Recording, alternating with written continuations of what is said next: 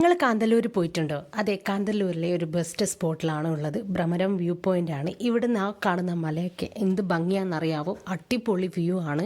താഴെ പോയ ഒരു പൊടി പോലും കിട്ടില്ല, അത്രയ്ക്ക് താഴ്ചയുടെ നല്ല ഒരു അടിപൊളി വ്യൂ ഉള്ള മലയാണ് ഈ ഭ്രമരം വ്യൂ പോയിന്റ്. നമസ്കാരം, എല്ലാവർക്കും സുഖമാണ്. എന്തൊക്കെയുണ്ട് വിശേഷം? ഇവിടെ മലയാള സിനിമയുടെ ഒട്ടനവധി ഷൂട്ടിംഗ് നടന്നിട്ടുണ്ട്. മോഹൻലാലിൻ്റെ, ജയറാമിൻ്റെ ഓരോക്കെയോ തമിഴ് സിനിമ, അങ്ങനെ കുറേ സിനിമകൾ ഇവിടെ ഷൂട്ടിംഗ് ചെയ്തിട്ടുണ്ട്.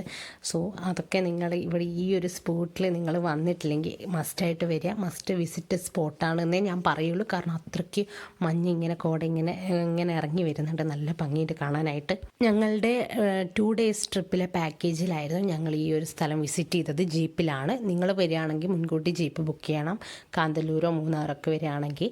അപ്പോൾ ഞങ്ങളുടെ ലേഡീസ് ട്രിപ്പിലായിരുന്നു ഞങ്ങൾ ഈ ഒരു സ്ഥലം വിസിറ്റ് ചെയ്തത്. ഞാൻ ആദ്യം കാണിച്ച വ്യൂ കാണാൻ നിങ്ങൾ ജീപ്പൊക്കെ പാർക്ക് ചെയ്ത സ്ഥലത്തുനിന്ന് കുറച്ചും കൂടെ മുന്നോട്ട് ഇങ്ങനെ ആ പാറയുടെ സൈഡിലോട്ടൊക്കെ വന്നാൽ കാണാൻ പറ്റും. അവിടുന്ന് തിരിച്ച് നേരെ നടന്നാൽ നിങ്ങൾക്ക് ഫ്ലവർ ഗാർഡൻ കാണാം. ഇവിടെ ഇതൊക്കെ തന്നെയാണ് കാണാനുള്ളത്. പിന്നെ മഞ്ഞും കോടയൊക്കെ ഇറങ്ങുന്നത് കാണാം. പിന്നെ 2-3 കൂടാരങ്ങളുണ്ട്, അതിൻ്റെ മേലെ കയറാം. ഞങ്ങൾ അതിൻ്റെ മേലെ കയറിയില്ല, കാരണം തിരക്കായതുകൊണ്ട് അവിടെ കയറാതെ ഞങ്ങൾ നേരെ ഫ്ലവർ ഗാർഡൻ കാണാനായിരുന്നു പോയത്. ഈ ഒരു മലയിൽ ഫുള്ള് പച്ചപ്പ് വിരിച്ച പുല്ലുകളായിരുന്നു. നല്ല ഭംഗിയാണ്. മഞ്ഞ് കോടയൊക്കെ ഇറങ്ങുമ്പോൾ ഫോട്ടോസും വീഡിയോസൊക്കെ എടുക്കാൻ സൂപ്പറായിരിക്കും. ചുറ്റിലുള്ള മലകളുടെ അവസ്ഥയൊക്കെ നിങ്ങൾ ബാക്ക്ഗ്രൗണ്ട് കാണുമ്പോൾ തന്നെ മനസ്സിലാവും.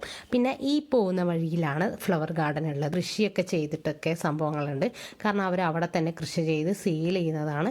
നിങ്ങൾക്ക് വേണേൽ പർച്ചേസ് ചെയ്യാം. അവിടെ ഫ്ലവേഴ്സൊക്കെ ഇങ്ങനെ കാണാൻ പറ്റും.